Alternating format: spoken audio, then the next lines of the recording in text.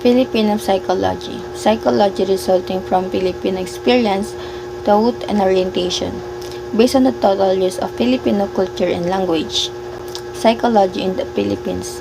All studies, books, and psychology that can be found in the Philippines, including foreign and local ones. For example, is the book from another country and placed in a library here in the Philippines may be a part of the closet. So this has to do with the whole of our country, including the Sterling psychology and psychology that foreigners have brought to the Philippines, even if it is in any way or form. Psychology of Filipinos. All studies, research, and concepts in psychology related to Filipinos. Example, the Philippines is made up of different ethnic groups that have their own tradition, cultures, so these different ethnic groups in the Philippines make up and determine any psychology of Filipinos. Filipino psychology. Intended form of psychology in the Philippines. Psychology is the result of Filipino experience, mind, and orientation. For example, a culture that is practiced by each family in their home is the basis of Filipino psychology that provides strong evidence for the existence of its own culture referred to here. Who is Virgilio Enriquez? Virgilio Enriquez inspired Filipino researchers in the concept of Western methods of research in psychology and expanded the perspective of cross-cultural psychology. The two categories of kapwa.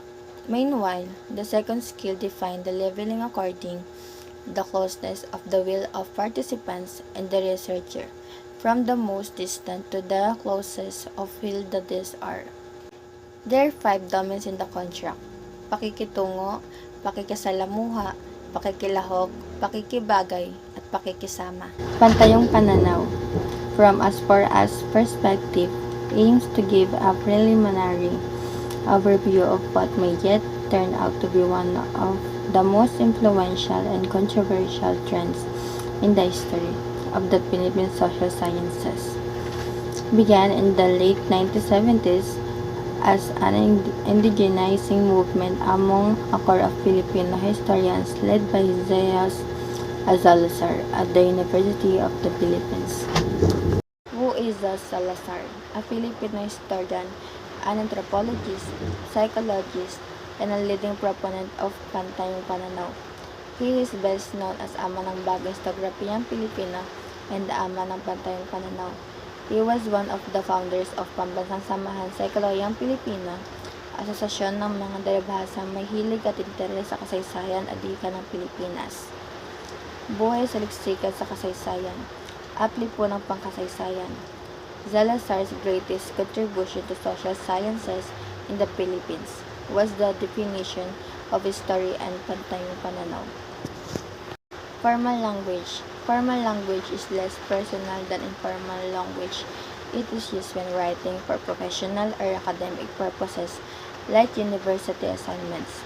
Formal language, thus it uses colloquialism, congratulations, or first-person pronouns such as I or we. Informal language. Informal language is characterized by spontaneous speech in situations that may be described as natural or real life, and the use of low dialect or language in preference to a high one.